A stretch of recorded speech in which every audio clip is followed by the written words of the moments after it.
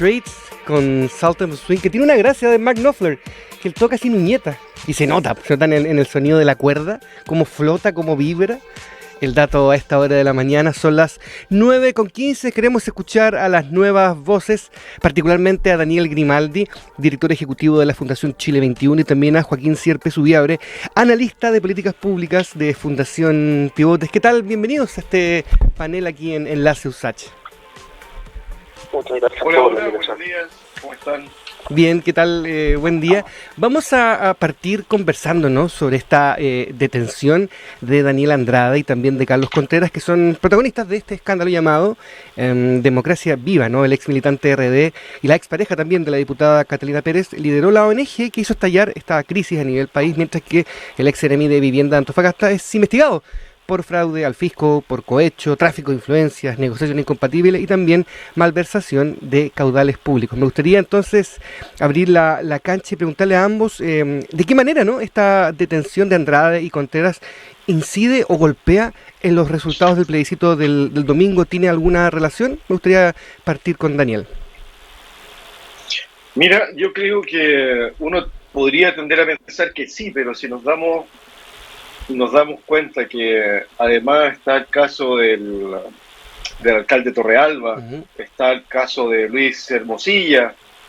La verdad es que no veo yo que el caso particularmente de Democracia Viva vaya a favorecer alguna oposición por querer intencionar un voto a causa de esos hechos. Lo que creo yo es que hay una mala evaluación de la política en general. O sea, lo que observan los ciudadanos es que la política está haciendo mal las cosas.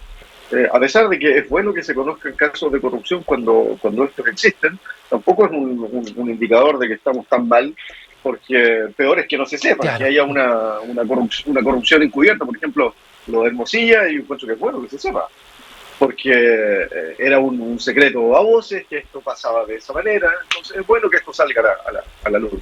Entonces creo que finalmente todos estos hechos en conjunto contribuyen a que la gente rechace cualquier propuesta que la política le haga. Y eso, en esta vuelta, favorece al en contra. No por el texto, ojo. No es por el texto mismo, ni por el gobierno, ni por contra de Castro. No, es una evaluación. Mi percepción es que el resultado va a ser una evaluación a toda la política, tanto por la manera de presentar el texto constituyente como por lo que ha venido pasando. Creo que eso de que si el gobierno lo hace mal, entonces se va a votar en contra de lo que quiere el gobierno. Yo creo que eso no tiene mucho asidero en el contexto actual en que se encuentran las élites políticas en Chile. Están con dificultad de ofrecer algo que sea aprobable, cualquier cosa que sea aprobable a los chilenos. Esa es mi impresión. En tu caso, Joaquín, ¿crees que golpea en este caso de alguna manera? ¿Va a golpear en el futuro? Cuéntanos tu visión. Pero la verdad, yo lo he dicho en ocasiones anteriores que estaba en esta radio, el caso de Democracia Viva y todo el caso Cambén es como el día de la marmota para el gobierno comunista. Cuando uno cree que ya se acabó la polémica anterior, aparece de nuevo otra polémica, otra declaración, y así se repite infinitamente. Respecto a favor o en contra, yo creo que al final la gente ya tiene muy internalizado este tema. Yo creo que también se pierde un poco la pista de qué arista nueva se abrió respecto al caso. O sea, nosotros ya hemos hablado de una cantidad de personajes, una cantidad de episodios, de titulares, etcétera, que puedo conseguir también con Daniel que quizás esto ya está un poco más internalizado y directamente no tendría un efecto tan grande en lo que es el plebiscito. Lo que sí yo creo que podría afectar, y yo creo que es la situación más compleja que tiene el gobierno en este momento, es que la salida del ministro Montes, a mi juicio al menos, ya se está haciendo bien ineludible, y eso aporta que un plebiscito sí te puede afectar. Decir que no existe un voto antigobierno, esto ha pasado en Chile en los últimos años, no es una cosa de este gobierno en particular, ¿no? Pero que no existe un voto anti-status quo, yo creo que no es correcto. Precisamente la salida del ministro Montes, que yo creo que eventualmente se va a completar, porque de hecho la oposición ya dijo, si es que el ministro Montes no sale, vamos a presentar la acusación constitucional, no se va a dar antes del domingo precisamente por lo mismo, porque el gobierno debe tener ciertos resquemores y ciertos temores a a que, si es que esta salida ocurre, finalmente se termine confirmando que las acciones que el ministro Montes no tomó para evitar todo lo que hemos conocido en el caso de Democracia Viva, finalmente fueron lo que terminó desencadenando su renuncia. Y eso yo creo que sí lo pueden asociar al gobierno, y eso yo creo que sí puede ser un punto a favor o que fortalezca la opción por el a favor. Así es, y pensando también que una salida de Montes es un golpe grande al gobierno, sobre todo porque el socialismo democrático ha sido un puente, casi que un puente de salvataje en la administración actual, ¿o no, Daniel? O sea, claro, si sale el ministro Montes, si se ve perjudicado, puede ser un problema. Ahora, el socialismo democrático, el Partido Socialista es un partido muy antiguo, sabe sortear perfectamente las crisis, se reinventa, vivió una dictadura. Yo no veo aquí ninguna crisis mayor. Si hay que cambiar un ministro, no será la primera vez, o sea, han cambiado ministros del interior. Estamos hablando de eso. Un ministro de vivienda, claro, va a afectar un poco, pero no va a cambiar radicalmente las cosas. Yo creo que aquí hay dos lecturas posibles. Uno, de cómo está viendo la política al interior de ella, los conflictos que existen entre los líderes políticos, entre los sectores políticos, y por otra parte, como dije antes, lo que observa la ciudadanía. ¿Ustedes creen que el ciudadano común y corriente está pensando en cómo juegan los partidos políticos, que se sacan este ministro, va a ganar el gobierno, y en torno a eso deciden su voto? Yo creo que no. Yo creo que a esta altura, sobre un tema constitucional, considerando además que entró en la última elección un grupo importante de electores que no se informa de política, que no le importa la política, que está pendiente de otras cosas, que su mundo no es la política, que no están siguiendo las noticias, que no están en el día a día, que probablemente no están escuchando este programa de radio, ninguno de los programas de discusión política, no va a afectar en nada o muy poco. Creo que sí afecta a la discusión política que hay entre los partidos, y esto tiene una caja de resonancia que puede tener un efecto mayor después en la prensa. Pero si nosotros miramos el estado de la política en sus fundamentos y su relación con la ciudadanía, yo creo que aquí hay un en contra mayoritario. A nadie le gusta cómo se están haciendo las cosas, y eso no va a traducirse en un a favor por la Constitución. ¿Ustedes creen que eso va a ser un acto de confianza hacia el sector político que está ofreciendo una Constitución parcial ahora? Yo creo que no. No me calza. Puedo equivocarme, pero hasta ahora, con la información que tengo, no me cuadra. No creo que eso vaya a afectar los resultados determinantemente, digamos. Puede que afecte algunos votos de los sectores que están más pendientes de esto, probablemente en las comunas más acomodadas, pero del grueso de la votación lo dudo. Sí, además hay un caldo de cultivo que es súper potente, pensando en lo que decías tú y lo que decían ustedes en general, que la política actualmente está particularmente vapuleada, más que en otras oportunidades, por lo que estamos hablando, por lo que le ha ocurrido, y además le sumamos el cansancio de la gente de este constante voto, de esta constante incertidumbre que también puede influir, ¿no?, en la votación, Joaquín. Sí, bueno, y de hecho es la misma discusión que se tenía respecto a cuando pasamos al voto obligatorio nuevamente, estas 5 millones de personas nuevas que se sumaron, que al final eran personas que muchas de ellas probablemente ni siquiera habían votado desde el retorno a la democracia.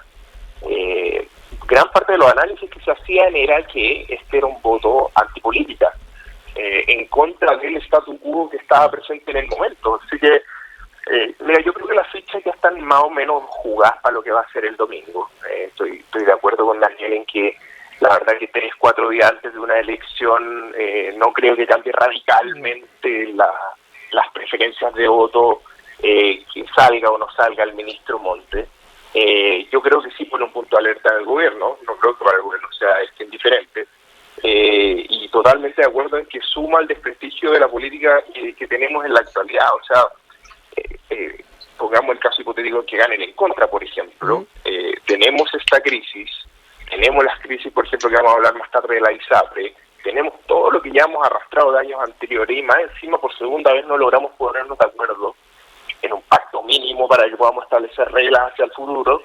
yo creo que eso abre una puerta súper peligrosa, muy, muy peligrosa, de desprestigio hacia la política, y ya sabes, pues, en qué termina desembocando eso a largo plazo, que es en autoritarismo, que es en populismo, que es lo que todo, esto es como un discurso común, ¿no? Yo no creo que haya político que diga que no quiere evitar un escenario así, pero el problema es que todo se está juntando y conjugando para que tengamos un escenario, tanto en lo político como en lo social, posterior al plebiscito, muy, muy complejo. Ahora, estamos claros que si conocemos más casos parecidos a los de Democracia Viva, si sigue esta maquinaria andando, sí va a afectar en las próximas elecciones, ¿no? Ya sea municipales, ya sea parlamentarias y también presidenciales, ¿no? ¿Qué opinan ustedes, Daniel?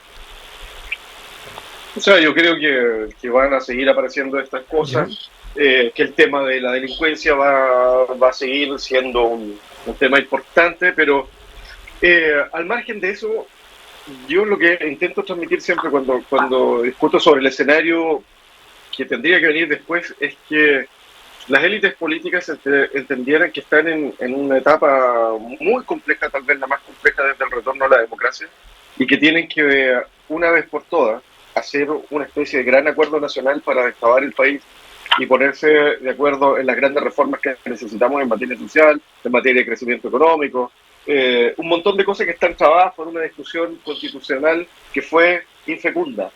Ya son 3 procesos. Si tomamos el de Bachelet 1, o sea, Bachelet 2, perdón, el proceso que Sebastián Piñera pudo haber iniciado sin mayor escándalo, sin mayor complicación, llamar un referéndum y se hubiera aprobado probablemente en esa época, nos hubiéramos ahorrado toda esta pérdida de tiempo, y por no atender en ese momento, estamos en una de las crisis más importantes que hemos tenido. Entonces, ¿no será que ya es hora de que atendamos pronto las necesidades que son urgentes, con un gran acuerdo nacional? No veo espacio para otra cosa, no veo otro espacio más fecundo que eso, pero esta cuestión implica algo de voluntarismo también, algo de darse cuenta de la situación crítica en que se encuentran las élites políticas. Y ahí es donde está mi principal temor. No sé si hay esa conciencia, porque veo, como decía Joaquín también, que, bueno, todo el mundo dice, sí, puede venir el populismo, puede venir un ley, puede venir cualquier cosa que sea peor a lo que tenemos, sí, pero ¿qué están haciendo para evitarlo? Y no se ven cosas. Entonces, yo espero que el resultado del domingo, que sigo pensando en que va a ser en contra, puede que se mueva un poquito más, un poquito menos, pero va a ser el resultado en contra, y que ese resultado es en contra de cómo se están haciendo las cosas en general. Es un rechazo a las propuestas de la política, y ahí todos tendrían que sentarse a la mesa con humildad y pensando en iniciar un nuevo ciclo. Entonces, me gustaría ver esas reflexiones, pero claro, por otros lados están todavía sacando cuenta a ver quién va a celebrar. Creo que no habría nada que celebrar por eso en contra en el domingo. Se necesitaría un acto de contrición, si quieren, de los sectores políticos hacia los ciudadanos. O sea, aquí es una cuestión, un quiebre entre gobernantes y gobernados. Ahí está el quiebre que hay que recomponer. Joaquín, ¿tú estás de acuerdo con Daniel con este tenor de la crisis y también con este quiebre entre la comunicación casi política entre el electorado y también los candidatos o el movimiento político en general? Sí, ¿no? Y de hecho yo creo que la explicación, si bien sería súper simplista decir que hay solo una razón para poder explicar la fragmentación y la falta de acuerdo y de consensos que ha marcado nuestra política desde el segundo gobierno de Michelle Bachelet, yo creo que en gran parte esto se debe a un tema, y es que tenemos un sistema electoral y un sistema político que no fomenta los acuerdos, que crea incentivos para la fragmentación, y que en la práctica se traduce en que coordinar a todos los incumbentes es mucho más complicado, y eso que genera naturalmente más conflicto. Yo, por dar un par de cifras, en el periodo legislativo del 2010 al 2014 teníamos 8 partidos políticos. Y claro, teníamos el sistema binominal con todos sus pecados, pero pasamos a un sistema en el cual ahora tenemos 22 partidos, camino a ser 23, ya que Rojo Edwards decidió crear su nuevo partido la semana pasada. Y eso tiene algo que no es de mayor ciencia, y es que es muy difícil coordinar a 22 partidos, es muy fácil salirse de uno para crear otro nuevo si es que las condiciones del partido propio no nos acomodan. lo cual es muy complejo. Y quiero poner otro punto sobre la mesa, y es que el caso Democracia Viva y el caso Convenio en general, al final, entre todos los dimes y diretes que salen, se nos olvida que estamos hablando de funcionarios públicos, militantes de partidos políticos que estaban cumpliendo funciones que en teoría deberían ser funciones cumplidas por organismos técnicos o personas técnicas especializadas en la materia.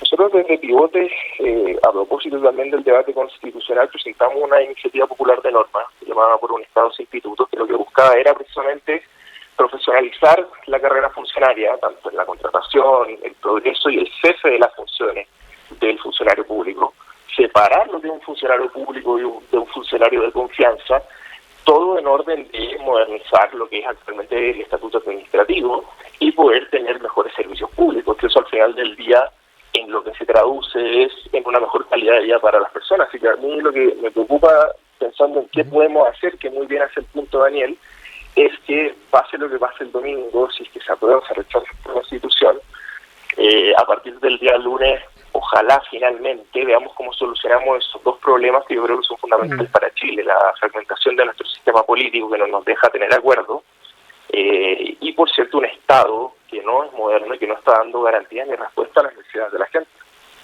Para ir cerrando el tema de Democracia Viva, ahí están llamando a alguien, ¿no?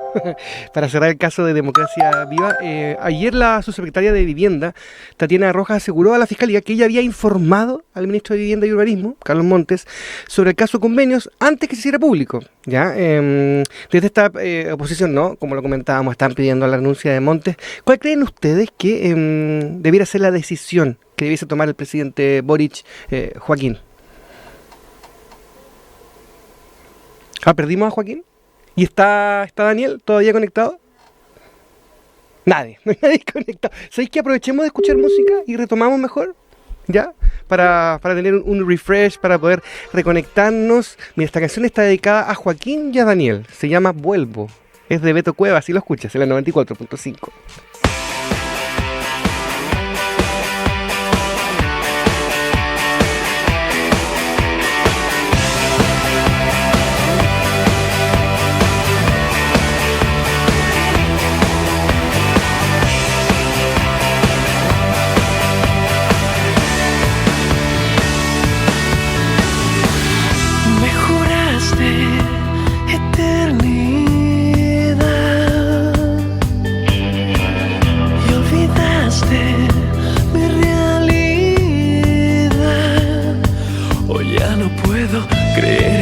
Es algo tóxico, pero borrarte de mi mente es más difícil que existir.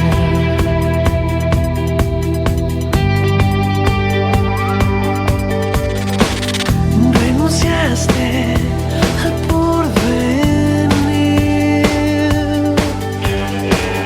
me mataste y reviví.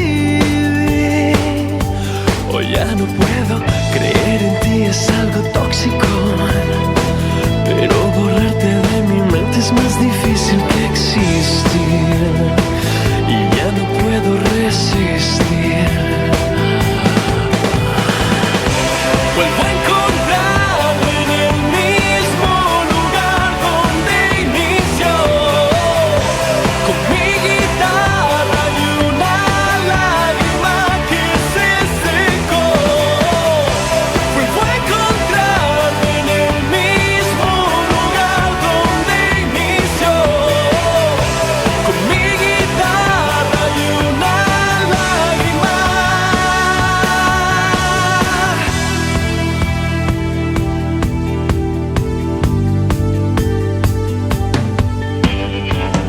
Proclamaste rivalidad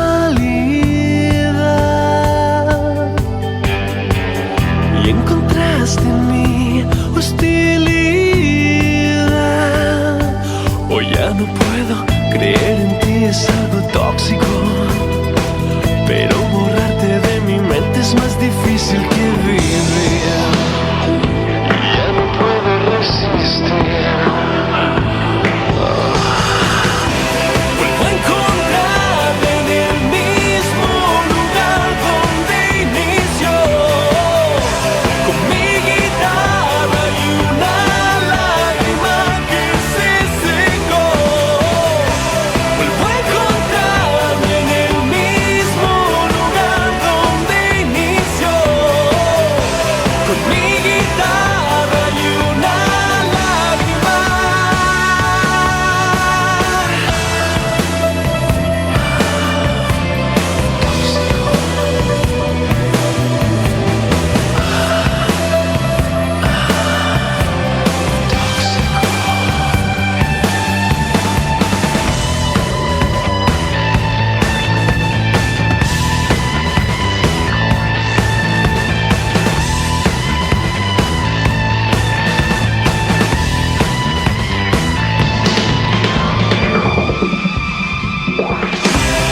Vuelvo a encontrarme en el mismo lugar donde inició, con mi guitarra y una lágrima que se secó. Vuelvo a encontrarme en el mismo lugar donde inició, con mi guitarra y una lágrima que se secó.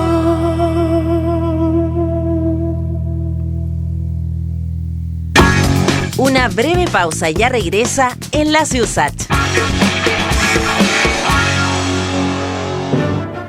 Extensión USACH, Aula Records y Radio USACH presentan cada miércoles y domingo a las 10 de la noche Aula en Vivo.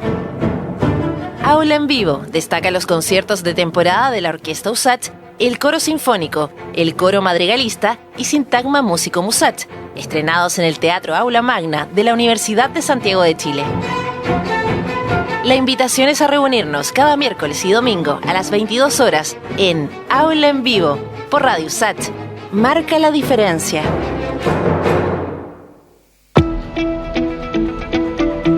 Te invitamos a conectar con USACH al Día, una mirada amplia y diversa de las principales noticias y actividades desarrolladas en la Universidad de Santiago de Chile. USACH al Día, el resumen informativo de las actividades que marcan la semana en nuestra casa de estudios. Cada viernes a las 11 de la mañana y a las 7 de la tarde en Radio USACH. Marca la diferencia.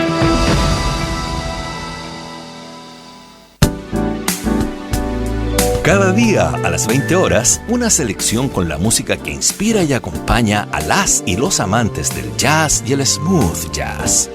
Te invitamos a improvisar. Ahora Jazz, por la 94.5, Radio USACH. Marca la diferencia.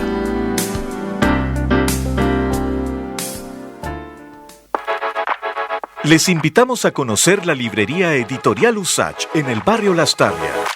Un espacio donde se encuentra la literatura, las ciencias sociales, la estética, la historia, el periodismo, la divulgación científica, infantil y juvenil, además de los libros publicados por académicas y académicos de nuestra universidad y otras casas de estudios. Visítenos en José Ramón Gutiérrez 284, Santiago Centro, a pasos del GAM. Atendemos de lunes a domingo. Más información en editorialusach.cl. Enlace USACH, información, análisis y opinión al servicio de las personas. 9:38, ya estamos de vuelta con nuestro panel Nuevas Voces. Se nos habían acabado los minutos, ¿ya? Pero ya estamos de vuelta con ustedes y quiero darle nuevamente la bienvenida a Daniel Grimaldi, director ejecutivo de la Fundación Chile 21, y también a Joaquín Sierpe Subiabre, analista de políticas públicas de la Fundación Pivote. Ya estamos de vuelta y antes de la música le estaba preguntando, no estaba poniendo lo último sobre la mesa antes de meternos en ISAPRES, que ayer la ex subsecretaria de Vivienda, Tatiana Rojas, le aseguró a la Fiscalía que ella sí había informado al ministro de Vivienda y Urbanismo sobre el caso Convenios, ya antes que se hiciera público. Desde la oposición, como lo comentamos también, piden la renuncia de Montes. ¿Cuál creen ustedes que debiese ser la decisión correcta del presidente Boric, partiendo por Daniel?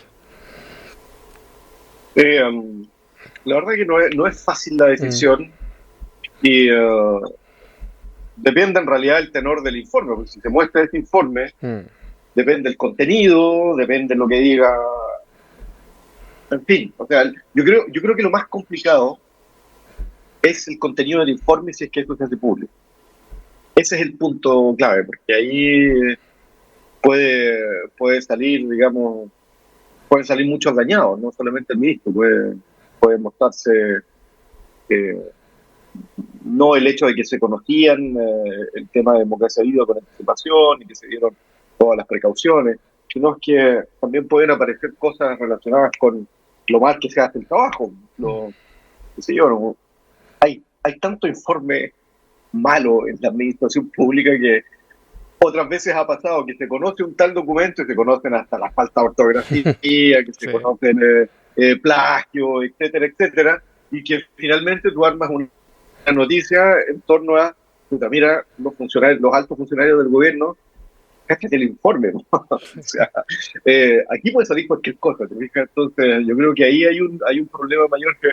Insisto, lo del ministro, si sacan o no un ministro, para mí no es tan relevante, y puede parecer incluso contraintuitivo, pero yo tiendo a ver la política más larga, a ver cuánto ha afectado el curso de los gobiernos que cambien un ministro o no. No mucho. Depende, si te cambian al ministro del Interior, que es tu alfil, digamos, ahí estamos hablando, tengo un ministro de Vivienda, claro, es Montes, es una persona importante, pero aquí tampoco se acaba el mundo si se va el ministro. Y el Partido Socialista tiene buenos estrategas, saben salir jugando bien. No creo que aquí se acabe el mundo porque se va un ministro. Creo que hay que mirar un poquito más allá. Para mí el problema es si se hace público un informe. ¿Qué hay en ese informe que pueda complicar mucho más las cosas? Ahí está para mí el mayor punto, ¿no? Un pelo en la cola, un ministro más, un ministro menos, no lo veo tan complicado yo. Joaquín, ¿tú estás de acuerdo con esto? Que es un pelo de la cola y eventualmente cuál es la decisión que debiese tomar el presidente Boric. O sea, recordemos que creo yo que la razón de que el ministro Montes hasta el momento se haya mantenido y que se haya blindado tanto su estadía, más allá que siempre cuando existe algún problema con un ministro en particular, la responsabilidad del Ejecutivo es blindarlo en primera instancia. Pero hasta este punto, habiendo conocido todo esto de antecedentes, es que precisamente yo creo que Montes no es cualquier ministro. El ministro Montes, cuando fue parlamentario, era un parlamentario que, por cierto, tenía una relación muy cercana con muchos integrantes del Senado y de la Cámara, y eso también al gobierno le ha servido en los proyectos que ha tratado de sacar a nivel parlamentario. Por tanto, no es un ministro que sea irrelevante, de hecho, por mucho tiempo sonó como ministro del Interior, entonces es una figura bien relevante dentro del gobierno, y es de los representantes del socialismo democrático también más importantes que tiene la actual administración. Entonces, que sea un ministro cualquiera y que sea tan reemplazable, yo no lo veo al menos tan claro. Ahora, yo creo que el problema más grande, o no sé si el problema, pero el riesgo más latente que existe actualmente es que con la declaración que se filtró de la ex subsecretaria Tatiana Rojas, que dice que explícitamente le entregó al ministro el informe que menciona Daniel respecto al caso Democracia Viva, alguien de todos los actores que hemos conocido estaba derechamente mintiendo, porque o la subsecretaria Tatiana Rojas mintió a la Fiscalía respecto a que el ministro Montes sí sabía sobre esto, o el ministro Montes derechamente también está faltando a la verdad sobre haber tenido conocimiento. Como les digo, tenemos otras 4 personas metidas entre medio, pero alguien está faltando a la verdad, y eso naturalmente lo que hace es que cuando se empieza a seguir un círculo en que las contradicciones pasan a ser más que contradicciones y derechamente pasan a chocar y ser incongruentes entre sí, esto va a ser una bola de nieve. Y lo digo así tal cual, el plebiscito de este domingo va a ser un día más positivo o negativo para los sectores políticos de nuestro país, pero la vida va a continuar. Y este caso, como nos ha mostrado ya en innumerables veces, todas las semanas nos entrega un antecedente nuevo, y que cada vez van siendo más graves. Partimos con que era un rumor de que le había llegado al ministro, a Miguel Crispi en un momento. También se habló del mail que le llegó a Tatiana Rojas cuando era subsecretaria, y ahora ya estamos pasando a hablar de que el ministro sí sabía derechamente. El ministro anoche salió a declarar al respecto y no desmintió a la ex subsecretaria Tatiana Rojas. Él dijo que no tuvo solamente información sobre falsedades o ilegalidades. Pero yo creo que ese es el riesgo más grande que tiene el gobierno, y creo que es una buena razón para que el ministro Montes precisamente tenga que dar un paso al costado, porque esto va a seguir creciendo, va a seguir agrandándose y eventualmente va a ser más grave de lo que lo es en la actualidad. Ya, y hablando de socialismo, hablando también de blindaje, voy a poner contexto con esta nota que publica La Tercera, que dice: Elizalde bajo presión, la intensa búsqueda de votos para salvar la fórmula de la ministra Aguilera antes de una debacle por ISAPRE. Dicen el gobierno hay mucha preocupación, luego que los parlamentarios criticaran la propuesta para adelantar el ICSA y así darle un respiro a las ISAPRE. Ahora reconocen la responsabilidad mayor recae en el ministro de la SECPRES para conseguir los votos, ¿no? Y evitar un desastre mayor. ¿Cuándo se debe cumplir el fallo de la Corte Suprema? Entonces, bajamos la pelota y conversamos también sobre ISAPRES, ¿no? Sobre entre comillas, salvataje, haber adelantado el alza al indicador de costos de la salud, incluido la ley de reajuste del sector público. ¿Todo esto hubiese significado un salvataje a las ISAPRES, Daniel, desde tu punto de vista? Yo creo que es atender una urgencia, pero no transforma el problema de la ISAPRE en el largo plazo. Digamos. El problema de las ISAPRE es que no se adaptan al país que tenemos.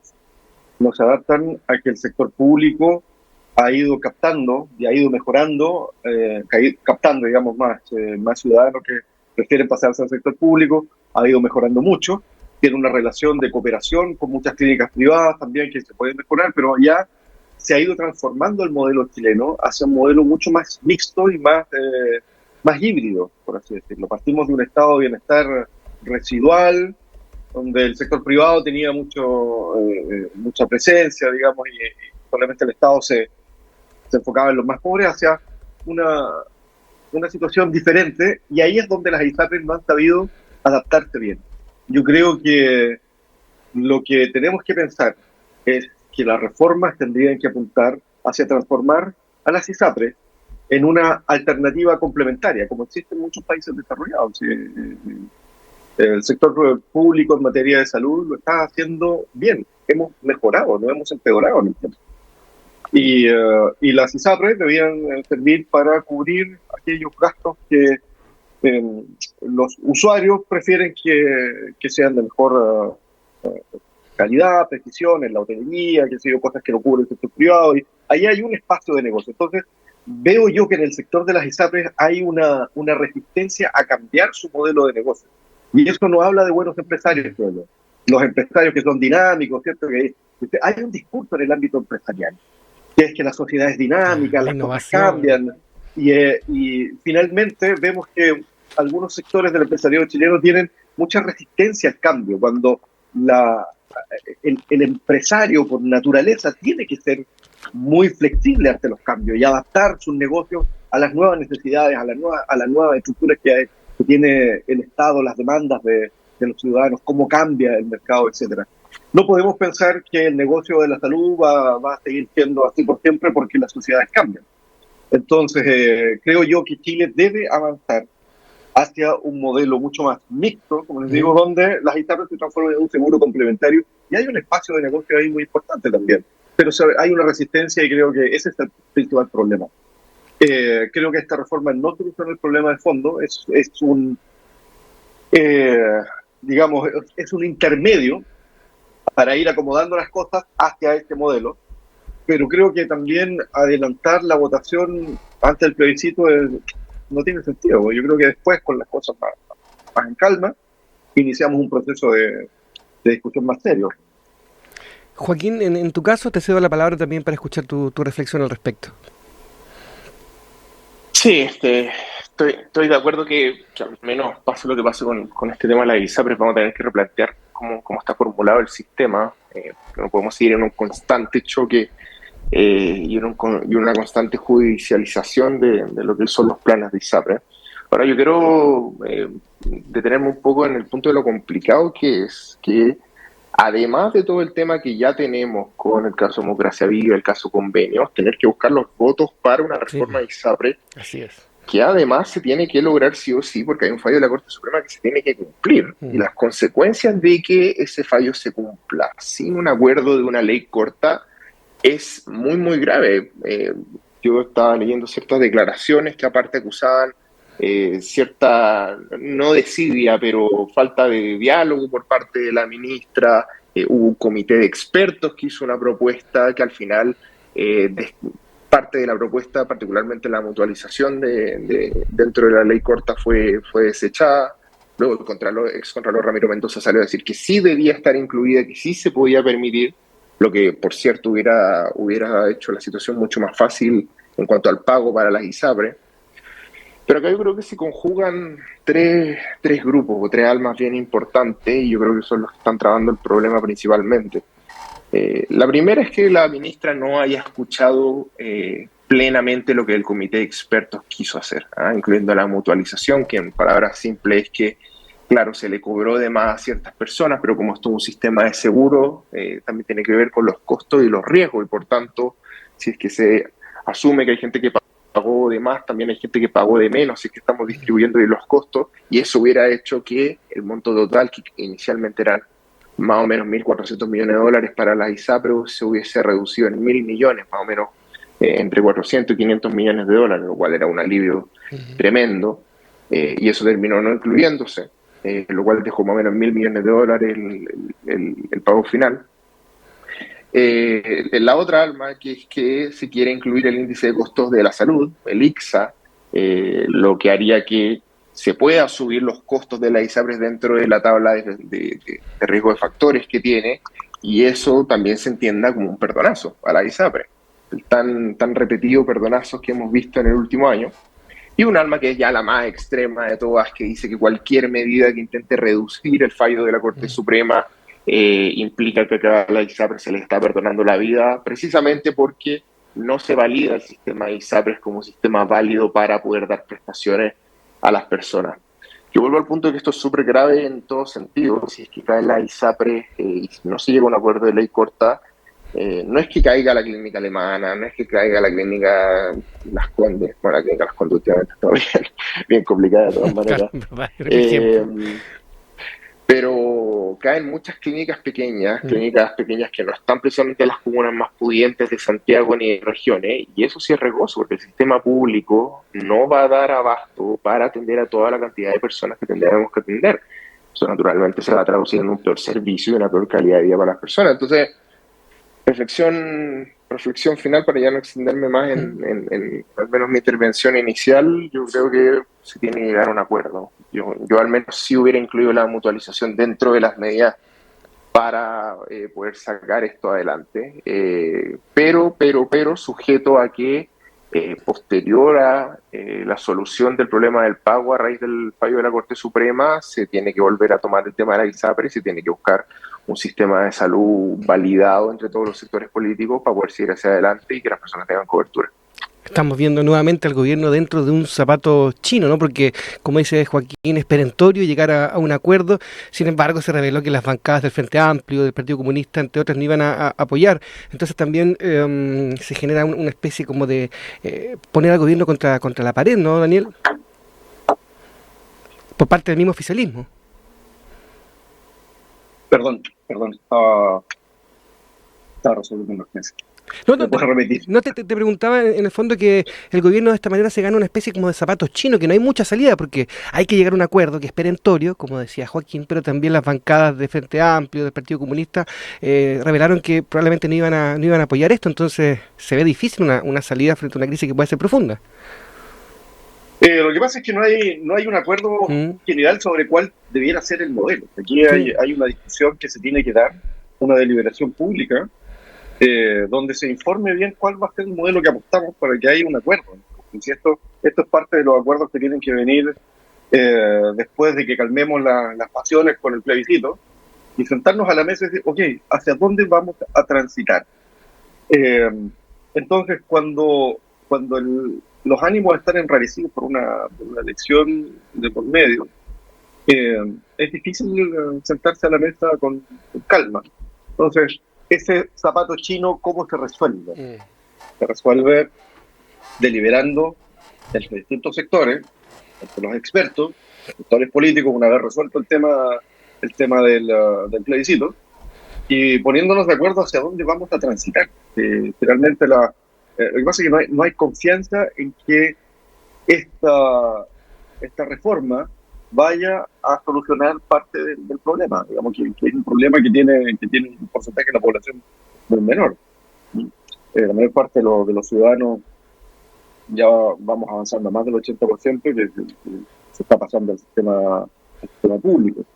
Entonces, el incentivo para los políticos aquí debe ser abrir un espacio de discusión sobre el futuro de la salud.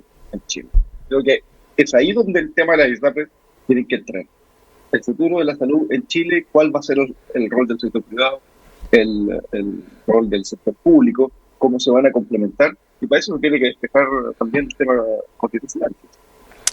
Joaquín, palabras al cierre ya, nos pilla el tiempo, son las 9:55. ¿Algo que haya quedado en el tintero, algo que quieras agregar? Sí, de todas maneras, que justo Daniel tocaba el tema de los incentivos. Yo lo veo bien complejo también, incluso después del plebiscito. Yo el día miércoles tuve en un debate en la Facultad de Economía y Negocios de la Chile con Alan Álvarez, que también es panelista de este programa, y hablábamos sobre el sistema político que tenemos actualmente. Yo la verdad no estoy tan seguro que después del plebiscito los incentivos se alineen a buscar una solución. O sea, de hecho, si gana el a favor, yo sí veo que la derecha puede haber menos incentivos a buscar acuerdos, en un sentido de autovalidar que su opción fue la ganadora. No así si gana el en contra, en que yo creo que sí va a haber una mayor apertura hacia los acuerdos, en el entendido de que lo que ese sector en particular proponía no fue validado en las urnas. Y acá quiero volver al tema del sistema político.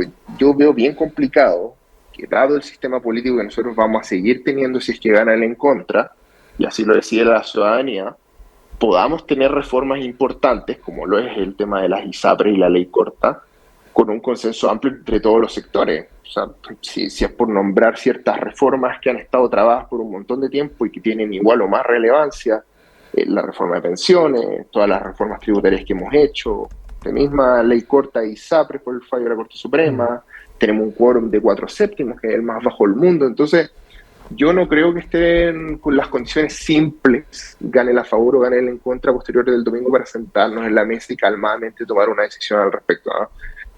Particularmente si gana el en contra y teniendo el mismo sistema político que tenemos actualmente y que nos tiene completamente estancados, yo creo que de hecho la discusión se hace muy, muy compleja. Daniel, tus palabras al cierre antes de despedirnos. ¿Algo que quieras agregar? Mira, sobre el sistema político, sí, estoy de acuerdo con Joaquín que el sistema electoral no favorece los grandes acuerdos, pero si analizamos los movimientos que están existiendo al menos dentro del progresismo, existe una conciencia que este es un problema, y más que tendencias centrífugas, yo estoy viendo que hay una convergencia cada vez mayor. Lo más probable es que los partidos del Frente Amplio lleguen a un partido común. El socialismo democrático va a realinearse. Ya hay algunos personajes importantes de la política que han vuelto al PS. El PS se va a fortalecer.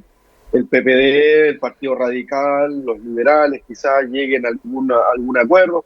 Está ahí, están convergiendo cada vez más. Entonces yo creo que eso, por convicción también de muchos sectores, de algunos sectores políticos, hay un nuevo ajuste. Se está trabajando en la unión del progresismo. Eso es claro.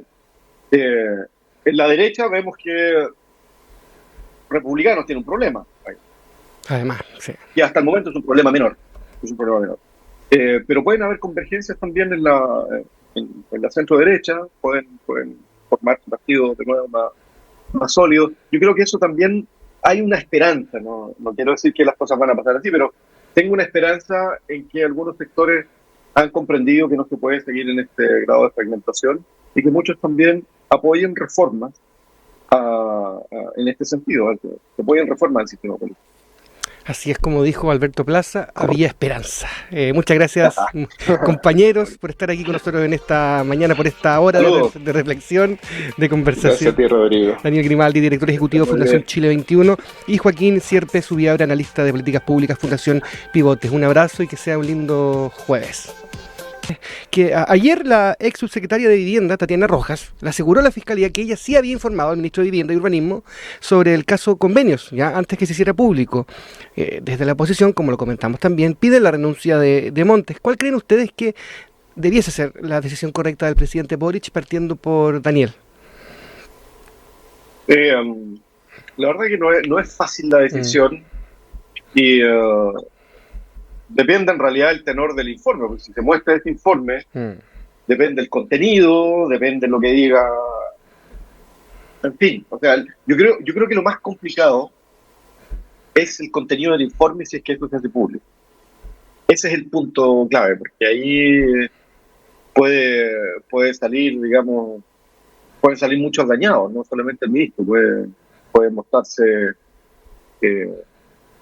no el hecho de que se conocían el tema de democracia viva con anticipación y que se dieron todas las precauciones, sino es que también pueden aparecer cosas relacionadas con lo mal que se hace el trabajo. Qué sé yo, ¿no? Hay tanto informe malo en la administración pública que otras veces ha pasado que se conoce un tal documento y se conocen hasta la falta de ortografía, que se conocen plagio, etcétera, etcétera, y que finalmente tú armas una noticia en torno a, puta, mira, los altos funcionarios del gobierno, cállate el informe, ¿no? O sea, aquí puede salir cualquier cosa, ¿te fijas? Entonces yo creo que ahí hay un problema mayor que, insisto, lo del ministro, si sacan o no un ministro, para mí no es relevante, y puede parecer incluso contraintuitivo, pero yo tiendo a ver la política más larga, a ver cuánto ha afectado el curso de los gobiernos que cambien un ministro o no. No mucho. Depende, si te cambian al ministro del Interior, que es tu alfil, digamos, ahí estamos hablando de un ministro de Vivienda, claro, es Montes, es una persona importante, pero aquí tampoco se acaba el mundo si se va el ministro. Y el Partido Socialista tiene buenos estrategas, saben salir jugando bien. No creo que aquí se acabe el mundo porque se va un ministro. Creo que hay que mirar un poquito más allá. Para mí el problema es si se hace público un informe. ¿Qué hay en ese informe que pueda complicar mucho más las cosas? Ahí está para mí el mayor punto, ¿no? Un pelo en la cola, un ministro más, un ministro menos, no lo veo tan complicado yo. Joaquín, ¿tú estás de acuerdo con esto? ¿Que es un pelo de la cola y eventualmente cuál es la decisión que debiese tomar el presidente Boric? O sea, recordemos que, creo yo que la razón de que el ministro Montes hasta el momento se haya mantenido y que se haya blindado tanto su estadía, más allá que siempre cuando existe algún problema con un ministro en particular, la responsabilidad del Ejecutivo es blindarlo en primera instancia. Pero hasta este punto, habiendo conocido todo esto de antecedentes, es que precisamente yo creo que Montes no es cualquier ministro. El ministro Montes, cuando fue parlamentario, era un parlamentario que, por cierto, tenía una relación muy cercana con muchos integrantes del Senado y de la Cámara.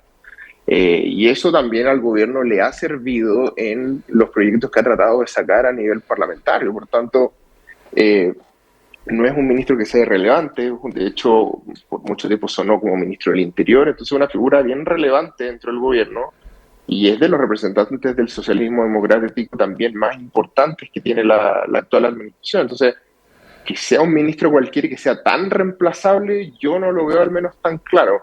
Ahora, yo creo que el problema más grande, o no sé si el problema, pero el riesgo más latente que existe actualmente es que con la declaración que se filtró de la ex subsecretaria Tatiana Rojas, que dice que explícitamente le entregó al ministro el informe que menciona Daniel respecto al caso de Democracia Viva, alguien de todos los actores que hemos conocido estaba derechamente mintiendo, porque o la subsecretaria Tatiana Rojas mintió a la Fiscalía respecto a que el ministro Montes sí sabía sobre esto, o el ministro Montes derechamente también está faltando a la verdad sobre haber tenido conocimiento. Como les digo, tenemos otras 4 personas metidas entre medio, pero alguien está faltando a la verdad y eso naturalmente lo que hace es que cuando se empieza a seguir un círculo en que las contradicciones pasan a ser más que contradicciones y derechamente pasan a chocar y ser incongruentes entre sí, esto va a ser una bola de nieve. Y lo digo así tal cual. El plebiscito de este domingo va a ser un día más positivo o negativo para los sectores políticos de nuestro país, pero la vida va a continuar. Y este caso, como nos ha mostrado ya en innumerables veces, todas las semanas nos entrega un antecedente nuevo y que cada vez van siendo más graves. Partimos con que era un rumor de que le había llegado al ministro, a Miguel Crispi en un momento. También se habló del mail que le llegó a Tatiana Rojas cuando era subsecretaria, y ahora ya estamos pasando a hablar de que el ministro sí sabía derechamente. El ministro anoche salió a declarar al respecto y no desmintió a la ex subsecretaria Tatiana Rojas. Él dijo que no tuvo solamente información sobre falsedades o ilegalidades, pero yo creo que ese es el riesgo más grande que tiene el gobierno, y creo que es una buena razón para que el ministro Montes precisamente tenga que dar un paso al costado, porque esto va a seguir creciendo, va a seguir agrandándose y eventualmente va a ser más grave de lo que lo es en la actualidad. Ya, y hablando de socialismo, hablando también de blindaje, voy a poner contexto con esta nota que publica La Tercera, que dice: Elizalde bajo presión, la intensa búsqueda de votos para salvar la fórmula de la ministra Aguilera antes de una debacle por ISAPRE. Dice en el gobierno hay mucha preocupación, luego que los parlamentarios criticaran la propuesta para adelantar el ICSA y así darle un respiro a las ISAPRE. Ahora reconocen la responsabilidad mayor recae en el ministro de la SECPRES para conseguir los votos, ¿no? Y evitar un desastre mayor cuando se deba cumplir el fallo de la Corte Suprema. Entonces, bajamos la pelota y conversamos también sobre ISAPRES, ¿no? Sobre entre comillas, salvataje, haber adelantado el alza al indicador de costos de la salud, incluido la ley de reajuste del sector público. ¿Todo esto hubiese significado un salvataje a las ISAPRES, Daniel, desde tu punto de vista? Yo creo que es atender una urgencia, pero no transforma el problema de la ISAPRE en el largo plazo. Digamos. El problema de las ISAPRES, es que no se adaptan al país que tenemos. No se adaptan a que el sector público ha ido captando y ha ido mejorando, captando, digamos, más ciudadanos que prefieren pasarse al sector público, ha ido mejorando mucho, tiene una relación de cooperación con muchas clínicas privadas también que se pueden mejorar, pero ya se ha ido transformando el modelo chileno hacia un modelo mucho más mixto y más híbrido, por así decirlo. Partimos de un estado de bienestar residual, donde el sector privado tenía mucha presencia, digamos, y solamente el Estado se enfocaba en los más pobres, hacia una situación diferente, y ahí es donde las ISAPRES no han sabido adaptarse bien. Yo creo que lo que tenemos que pensar es que las reformas tendrían que apuntar hacia transformar a las ISAPRES en una alternativa complementaria, como existe en muchos países desarrollados. El sector público en materia de salud lo está haciendo bien, hemos mejorado, no hemos empeorado en el tiempo. Y las ISAPRES debían servir para cubrir aquellos gastos que los usuarios prefieren que sean de mejor calidad, precisión, en la hotelería, cosas que no cubre el sector privado, y ahí hay un espacio de negocio. Entonces, veo yo que en el sector de las ISAPRES hay una resistencia a cambiar su modelo de negocio. Y eso no habla de buenos empresarios, creo yo. Los empresarios que son dinámicos, ¿cierto? Que hay un discurso en el ámbito empresarial, que es que la sociedad es dinámica, las cosas cambian, y finalmente vemos que algunos sectores del empresariado chileno tienen mucha resistencia al cambio, cuando el empresario por naturaleza tiene que ser muy flexible ante los cambios y adaptar sus negocios a las nuevas necesidades, a las nuevas estructuras que tiene el Estado, las demandas de los ciudadanos, cómo cambia el mercado, etcétera. No podemos pensar que el negocio de la salud va a seguir siendo así por siempre, porque las sociedades cambian. Entonces, creo yo que Chile debe avanzar hacia un modelo mucho más mixto, como les digo, donde las ISAPRES se transforman en un seguro complementario, y hay un espacio de negocio ahí muy importante también. Pero hay una resistencia, y creo que ese es el principal problema. Creo que esta reforma no soluciona el problema de fondo, es un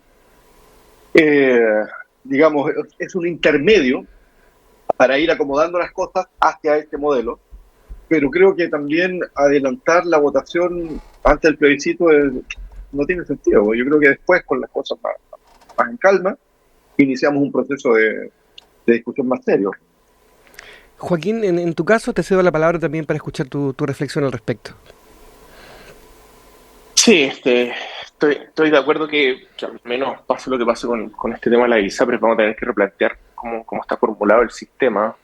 No podemos seguir en un constante choque y una constante judicialización de lo que son los planes de ISAPRES. Ahora yo quiero detenerme un poco en el punto de lo complicado que es que, además de todo el tema que ya tenemos con el caso Democracia Viva, el caso Convenios, tener que buscar los votos para una reforma de ISAPRES. Así es. que además se tiene que lograr sí o sí, porque hay un fallo de la Corte Suprema que se tiene que cumplir. Y las consecuencias de que ese fallo se cumpla sin un acuerdo de una ley corta es muy, muy grave. Yo estaba leyendo ciertas declaraciones que aparte acusaban cierta, no desidia, pero falta de diálogo por parte de la ministra. Hubo un comité de expertos que hizo una propuesta que al final, parte de la propuesta, particularmente la mutualización dentro de la ley corta, fue desechada. Luego el excontralor Ramiro Mendoza salió a decir que sí debía estar incluida, que sí se podía permitir, lo que, por cierto, hubiera hecho la situación mucho más fácil en cuanto al pago para las ISAPRES. Pero acá yo creo que se conjugan tres grupos o tres almas bien importantes, y yo creo que son los que están trabajando el problema principalmente. La primera es que la ministra no haya escuchado plenamente lo que el comité de expertos quiso hacer, incluyendo la mutualización, que en palabras simples es que, claro, se le cobró de más a ciertas personas, pero como esto es un sistema de seguro, también tiene que ver con los costos y los riesgos, y por tanto, si es que se asume que hay gente que pagó de más, también hay gente que pagó de menos, si es que estamos distribuyendo los costos, y eso hubiera hecho que el monto total, que inicialmente eran más o menos 1.400 millones de dólares para las ISAPRES, se hubiese reducido en 1.000 millones, más o menos entre 400 y 500 millones de dólares, lo cual era un alivio tremendo, y eso terminó no incluyéndose, lo cual dejó más o menos 1.000 millones de dólares el pago final. La otra alma, que es que se quiere incluir el índice de costos de la salud, el ICSA, lo que haría que se pueda subir los costos de la ISAPRES dentro de la tabla de riesgo de factores que tiene, y eso también se entienda como un perdonazo a la ISAPRES, el tan repetido perdonazos que hemos visto en el último año.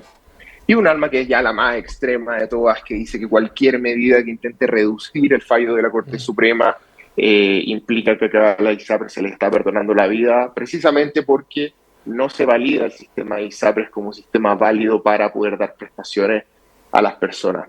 Yo vuelvo al punto de que esto es súper grave en todo sentido. Si es que cae la ISAPRES y no se llega a un acuerdo de ley corta, no es que caiga la clínica alemana, no es que caiga la clínica Las Condes, bueno, la clínica Las Condes últimamente está bien complicada de todas maneras. Pero caen muchas clínicas pequeñas que no están precisamente en las comunas más pudientes de Santiago ni de regiones, y eso sí es riesgoso, porque el sistema público no va a dar abasto para atender a toda la cantidad de personas que tendríamos que atender. Eso naturalmente se va a traducir en un peor servicio y una peor calidad de vida para las personas. Entonces, reflexión final para ya no extenderme más en al menos mi intervención inicial. Yo creo que se tiene que llegar a un acuerdo. Yo al menos sí hubiera incluido la mutualización dentro de las medidas para poder sacar esto adelante, pero sujeto a que posterior a la solución del problema del pago a raíz del fallo de la Corte Suprema, se tiene que volver a tomar el tema de la ISAPRES y se tiene que buscar un sistema de salud validado entre todos los sectores políticos para poder seguir hacia adelante y que las personas tengan cobertura. Estamos viendo nuevamente al gobierno dentro de un zapato chino, ¿no? Porque, como dice Joaquín, es perentorio llegar a un acuerdo. Sin embargo, se reveló que las bancadas del Frente Amplio, del Partido Comunista, entre otras, no iban a apoyar. Entonces también se genera una especie como de poner al gobierno contra la pared, ¿no, Daniel? Por parte del mismo oficialismo. Perdón. Estaba resolviendo una urgencia. No, te preguntaba en el fondo que el gobierno de esta manera se gana una especie como de zapatos chinos, que no hay mucha salida porque hay que llegar a un acuerdo que es perentorio, como decía Joaquín, pero también las bancadas de Frente Amplio, del Partido Comunista, revelaron que probablemente no iban a apoyar esto. Entonces se ve difícil una salida frente a una crisis que puede ser profunda.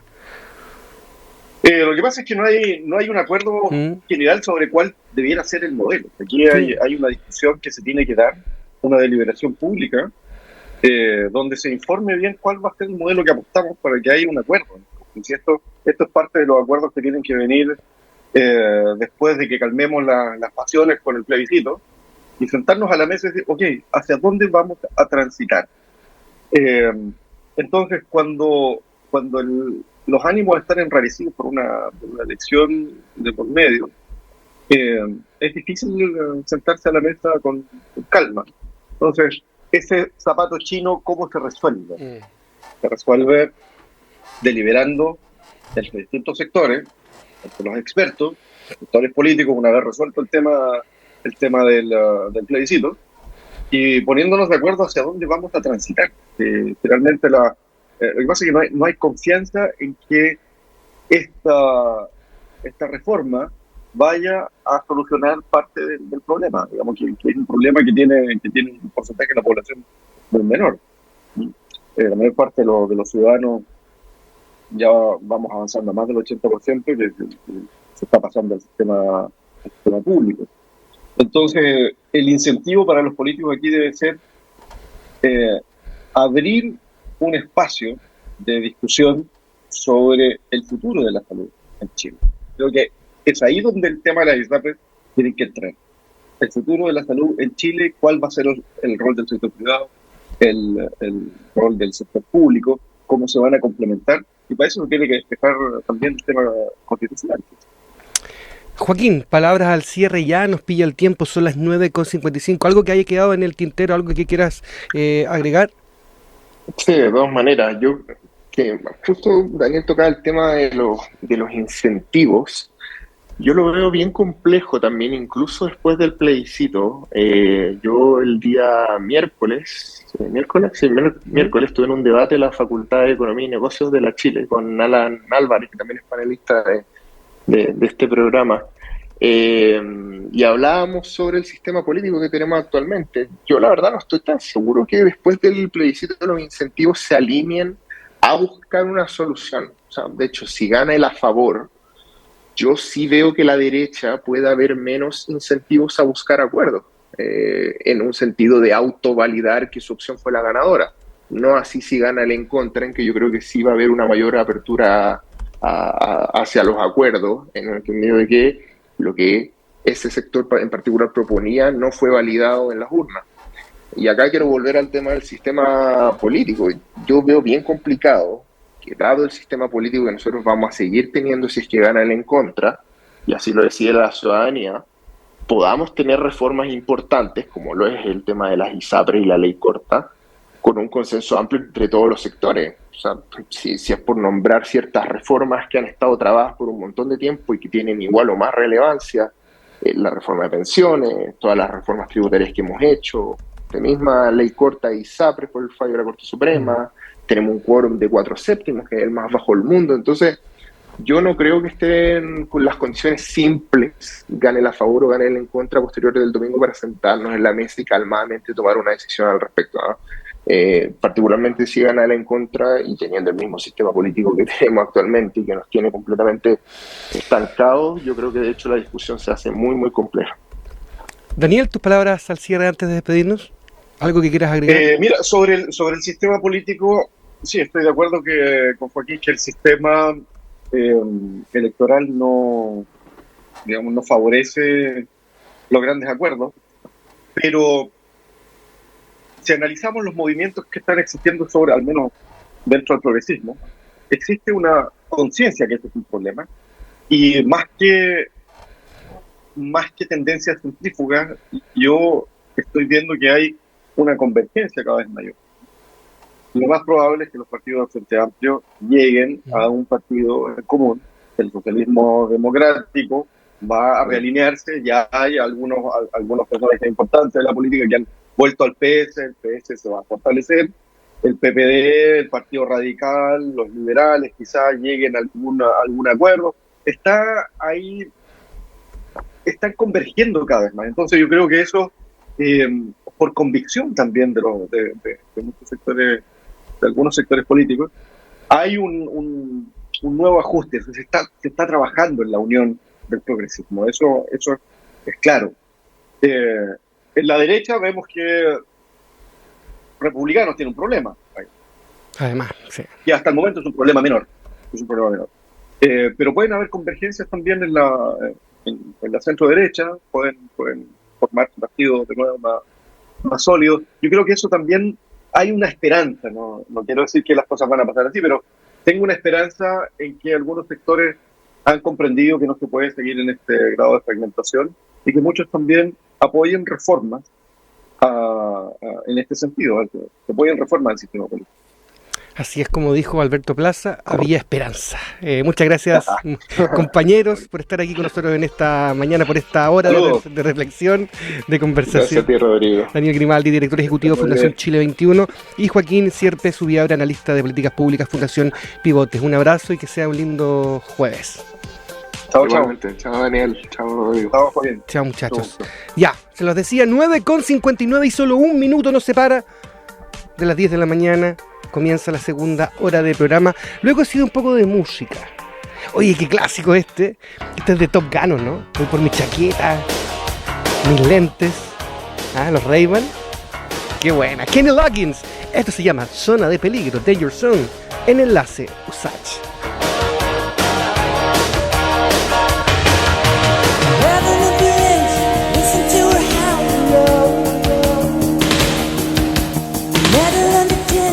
Begging you to touch and go. Highway to the danger zone. Riding through the danger zone. Heading in the twilight, spreading out her wings tonight. She got you jumping off the deck, shoving into overdrive.